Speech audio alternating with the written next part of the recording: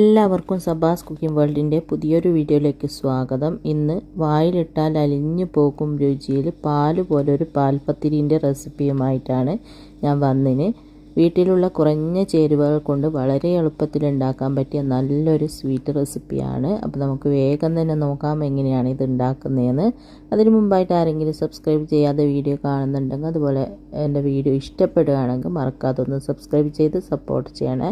പിന്നെ ലൈക്ക് ചെയ്യാനും ഷെയർ ചെയ്യാനും മറക്കരുത്. അപ്പോൾ നമുക്ക് വേഗം തന്നെ എങ്ങനെയാണ് നല്ല രുചിയുള്ള പാല് പോലൊരു പാൽപ്പത്തിരി റെഡിയാക്കുന്നതെന്ന് നോക്കാം. ഈ ഒരു പാൽപ്പത്തിരി റെഡിയാക്കാൻ വേണ്ടിയിട്ട് ആദ്യം തന്നെ നമുക്ക് പത്തിരിക്ക് വേണ്ടിയിട്ടുള്ള ബാറ്റർ റെഡിയാക്കണം. അതിന് വേണ്ടിയിട്ട് ഇതുപോലൊരു മിക്സീൻ്റെ ജാറിലേക്ക് 2 കപ്പ് മൈദപ്പൊടി ഇട്ട് കൊടുക്കാം. 250 ml കപ്പിന് അളന്നിട്ടാണ് എടുത്തിന്. ഇനി ഇതിലേക്ക് 2 കോഴിമുട്ട പൊട്ടിച്ചത് ഒഴിക്കാം. പിന്നെ 1/2 ടീസ്പൂൺ ഉപ്പും 1/2 ടീസ്പൂൺ ഏലക്കാപ്പൊടിയും 2 കപ്പ് വെള്ളം ഒഴിച്ചിട്ട് ഇത് നന്നായിട്ടൊന്ന് മിക്സാക്കി കൊടുക്കാം. ആദ്യം ഇതുപോലെ സ്പൂൺ വെച്ചിട്ട് നന്നായിട്ടൊന്ന് മിക്സാക്കി കൊടുക്കുക. എന്നിട്ട് വെള്ളത്തിൻ്റെ കുറവുണ്ടെങ്കിൽ കുറച്ചും കൂടെ വെള്ളം ഒഴിച്ചിട്ട് നമുക്കിത് നന്നായിട്ടൊന്ന് അടിച്ചെടുത്തിട്ട് വരണം. അപ്പോൾ ഇതാ 1/2 കപ്പും കൂടെ വെള്ളം ഞാൻ ഒഴിച്ച് കൊടുത്തിട്ടുണ്ട്. ടോട്ടൽ 2.5 കപ്പ് വെള്ളം ഞാൻ ഒഴിച്ചിട്ടുണ്ട്. ഒന്നും കൂടെ മിക്സ് ചെയ്തതിന് ശേഷം നമുക്കിതൊന്ന് അടിച്ചെടുത്തിട്ട് വരാം. ജസ്റ്റ് ഒന്ന് കറക്കിയെടുത്താൽ മതി. നമുക്ക് ഒട്ടും കട്ടകളില്ലാതെ ബാറ്ററാണ് വേണ്ടത്. അപ്പോൾ ഇതൊന്ന് അടിച്ചെടുത്തിട്ട് വരാം. അപ്പോൾ ഇതാ ഇതുപോലെ ഒന്ന് അടിച്ചെടുത്തിട്ടുണ്ട്. ഇനി നമുക്കിതൊരു ബൗളിലേക്ക് ഒഴിച്ച് കൊടുക്കാം. എന്നിട്ട് മിക്സിൻ്റെ ജാറിലേക്ക് 1/2 കപ്പ് വെള്ളവും കൂടെ ചേർത്തിട്ട് നന്നായിട്ടൊന്ന് മിക്സ് ചെയ്തതിന് ശേഷം അതും കൂടെ ഇതിലേക്ക് ഒഴിച്ചു കൊടുക്കാം. നമ്മൾ ടോട്ടൽ ഇതിലേക്ക് 3 കപ്പ് വെള്ളമാണ് ഒഴിച്ചു കൊടുത്തിന്. നമുക്ക് ഈ ഒരു രീതിയിലുള്ള ബാറ്ററാണ് വേണ്ടത്. അധികം തിക്കായിട്ടുള്ളതല്ല, ഇതുപോലെ കുറച്ച് ലൂസായിട്ടുള്ള ബാറ്ററാണ് വേണ്ടത്. ഇനി നമുക്ക് പത്തിരി ചുട്ടെടുക്കണം. അതിന് വേണ്ടിയിട്ട് ഞാനിതാ ഇതുപോലെ ഒരു പാൻ അടുപ്പിൽ വെച്ചിട്ടൊന്ന് ചൂടാക്കിയിട്ടുണ്ട്. അതിലേക്ക് അല്പം ഓയിലൊന്ന് സ്പ്രെഡാക്കിയതിന് ശേഷം നമ്മൾ റെഡിയാക്കിയ മാവിൽ നിന്നും കുറച്ചായിട്ട് മാവ് ഇതുപോലെ കോരി ഒഴിച്ചിട്ട് നന്നായിട്ടൊന്ന് സ്പ്രെഡാക്കി കൊടുക്കുക. നേരിയ ദോശയാണ് ചുട്ടെടുക്കേണ്ടത്. തീ ഒരു മീഡിയം ഫ്ലെയിമിൽ വെച്ചിട്ട് വേണം ഇത് ചുട്ടെടുക്കാൻ. അപ്പോൾ ഇതാ ഇതുപോലെ മുകൾ ഭാഗമൊക്കെ ഒന്ന് ഡ്രൈ ആയി സെറ്റായി വന്നിട്ടുണ്ട്. ഇനി നമുക്കിതൊന്ന് മറിച്ചിട്ട് കൊടുക്കാം. ഈ ഒരു രീതിയിലാകുമ്പോൾ മറിച്ചിട്ട് കൊടുക്കുക. അപ്പോൾ ഇതാ മറിച്ചിട്ടിട്ട് ഒരു മിനിറ്റെല്ലാം വെക്കുക. അപ്പോഴത്തേക്ക് നമ്മൾ മറിച്ചിട്ട ഭാഗവും കൂടി ഒന്ന് റെഡിയായി കിട്ടും. അപ്പോൾ ഇതാ ഇതുപോലെ ഒന്ന് റെഡി ആയിട്ടുണ്ട്. ഒരു പത്തിരി ഇവിടെ റെഡി ആയിട്ടുണ്ട്. ഇനി ഇതെടുത്ത് മാറ്റിയതിന് ശേഷം ബാക്കിയുള്ള ബാറ്ററും കൂടെ സെയിം രീതിയിൽ തന്നെ ചുട്ടെടുക്കുക. പിന്നെ നമ്മൾ ഇത് ഏത് പാത്രത്തിലാണോ സെറ്റ് ചെയ്യുന്നത് ആ ഒരു പാത്രത്തിന് കണക്കായിട്ടുള്ള പത്തിരി ആയിരിക്കണം ചുട്ടെടുക്കേണ്ടത്.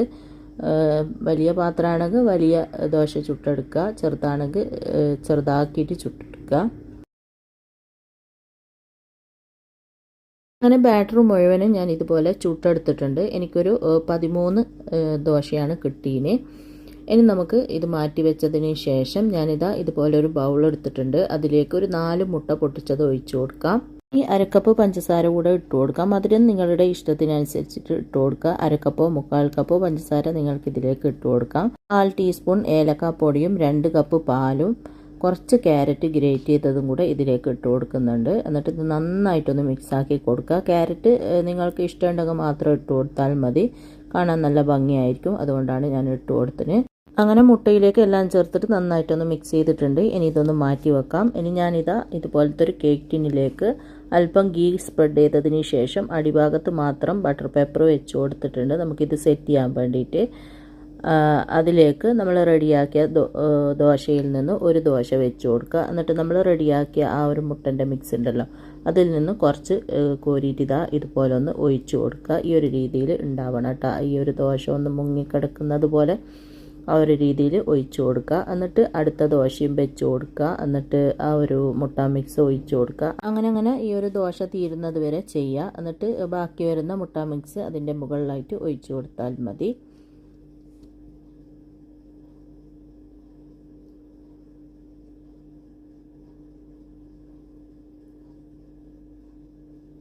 അപ്പോൾ ഇതാ എല്ലാം ഇതുപോലെ വെച്ച് കൊടുത്തിട്ടുണ്ട്. ഇനി ലാസ്റ്റ് ഒരു ദോശ കൂടെ ഉണ്ട്. അതും കൂടെ ഇതിൻ്റെ മുകളിലായിട്ട് വെച്ചിട്ട് ബാക്കി വരുന്ന ആ ഒരു മുട്ട മിക്സ് ഇതുപോലെ ഒന്ന് ഒഴിച്ചു കൊടുക്കുക.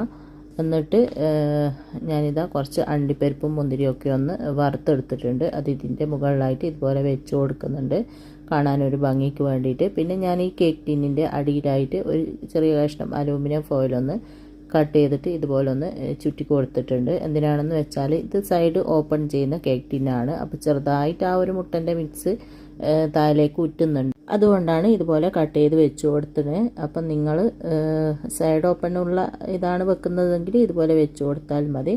എന്നിട്ട് കുറച്ച് ക്യാരറ്റും കൂടെ ഇതുപോലെ മുകളിലായിട്ട് ഇട്ട് കൊടുത്തിട്ടുണ്ട് കേട്ടോ. ഇനി നമുക്കിതൊന്ന് ബേക്ക് ചെയ്തെടുക്കണം. അതിന് വേണ്ടിയിട്ട് ഒരു പാത്രത്തിലേക്ക് ഇതുപോലെ ഒരു ചെറിയ സ്റ്റീലിൻ്റെ പ്ലേറ്റ് ഞാനൊന്ന് ഇറക്കി വെച്ച് കൊടുത്തിട്ടുണ്ട്. ഒന്നിക്കിൽ ഇതുപോലെ ഒരു പ്ലേറ്റോ അല്ലെങ്കിൽ റിങ്ങോ ഇറക്കി വെക്കുക. എന്നിട്ട് നന്നായിട്ട് ചൂടായ ഈ ഒരു പാത്രത്തിലേക്ക് നമ്മൾ റെഡിയാക്കിയത് ഇതുപോലെ വെച്ച് കൊടുക്കാം. നമ്മൾ കേക്കെല്ലാം പാത്രത്തിൽ ബേക്ക് ചെയ്യുന്നില്ല, ആ ഒരു രീതിയിൽ തന്നെയാണ് ബേക്ക് ചെയ്തെടുക്കേണ്ടത്. അടച്ചിട്ട് നമുക്കിത് ബേക്ക് ചെയ്തെടുക്കണം. അപ്പോൾ അടക്കുന്ന സമയത്ത് ഈ ഒരു മൂടിക്ക് ഇതുപോലെ ഓട്ട ഉണ്ടെങ്കിൽ അത് ഇതുപോലെ എന്തെങ്കിലും വെച്ചിട്ട് അടച്ചു കൊടുക്കുക. പിന്നെ ഇത് ബേക്ക് ചെയ്യാനായിട്ട് കുറച്ച് ടൈം എടുക്കും കേട്ടോ. ആദ്യം ഹൈ ഫ്ലെയിമിൽ തന്നെ ഒരു 15 മിനിറ്റ് വെക്കുക. അതിനുശേഷം തീ കുറച്ചിട്ട് ഒരു മീഡിയത്തിലാക്കിയിട്ട് ഒരു 30 മിനിറ്റോളം വെക്കുക. അപ്പോഴാണ് ഇതുപോലെ നന്നായിട്ട് ബേക്കായി കിട്ടും. അപ്പോൾ ഇതാ നമ്മളിത് ബേക്കാവാനായിട്ട് വെച്ചിട്ട് ഒരു 45 മിനിറ്റോളം ആയിട്ടുണ്ട്. ഇനി ഇതൊന്ന് തുറന്നിട്ട് ഇതുപോലെ ഒന്ന് കുത്തി നോക്കുക. നന്നായിട്ട് തന്നെ ബേക്കായി നല്ലോണം സെറ്റായിട്ടുണ്ട്. ഇനി നമുക്കിത് എടുത്ത് മാറ്റിയതിന് ശേഷം നന്നായിട്ടൊന്ന് ചൂട് പോകാനായിട്ട് മാറ്റി വെക്കാം. നല്ലതുപോലെ ചൂട് പോയതിന് ശേഷം കേക്ക് ടിന്നിൽ നിന്ന് എടുക്കാം. അപ്പോൾ നന്നായിട്ട് തന്നെ ചൂടെല്ലാം പോയിട്ടുണ്ട്. ഞാൻ കേക്ക് ടിന്നെടുത്ത് പുറത്ത് വെച്ചിട്ടുണ്ടേനു. ഇനി നമുക്കിതിൻ്റെ സൈഡിൽ നിന്നെല്ലാം ഇതുപോലെ ഒരു കത്തി വെച്ചിട്ട് വിടിയിച്ച് കൊടുക്കുക. അതിനുശേഷം നമുക്കിതെടുത്തിട്ട് ഒരു പ്ലേറ്റിലേക്ക് സെർവ് ചെയ്യാം. അപ്പോൾ ഇതുപോലെ ഒരു സെർവിങ് പ്ലേറ്റിലേക്ക് മാറ്റിയിട്ടുണ്ട്. ഞാനിത് നിങ്ങൾക്ക് കട്ട് ചെയ്തിട്ട് കാണിച്ചു തരാം. നല്ല സോഫ്റ്റാണ്, വായിലിട്ടാൽ അലിഞ്ഞു പോകുന്ന നല്ല രുചിയുള്ള നല്ലൊരു പാൽപ്പത്തിരിയാണ്. എല്ലാവരും ഉണ്ടാക്കി നോക്കുക. നമുക്ക് വൈകുന്നേരത്തെ ചായക്കൊപ്പം ഉണ്ടാക്കി കഴിക്കാനും അതുപോലെ ഒരു സ്വീറ്റ് കഴിക്കണം എന്നെല്ലാം വിചാരിക്കുമ്പോൾ ഉണ്ടാക്കാനും ഗസ്റ്റെല്ലാം വരുമ്പോൾ ഉണ്ടാക്കി കൊടുക്കാനെല്ലാം പറ്റിയ അടിപൊളി പാൽപ്പത്തിരിയാണ്. അപ്പോൾ എല്ലാവരും ഉണ്ടാക്കി നോക്കുക. എന്നിട്ട് ഇഷ്ടമായ അഭിപ്രായം പറയാൻ, ലൈക്ക് ചെയ്യാനും ഷെയർ ചെയ്യാനും. ഇൻഷാ അല്ലാഹ് അടുത്ത പുതിയ നല്ല റെസിപ്പിയുമായിട്ട് നമുക്ക് വീണ്ടും കാണാം.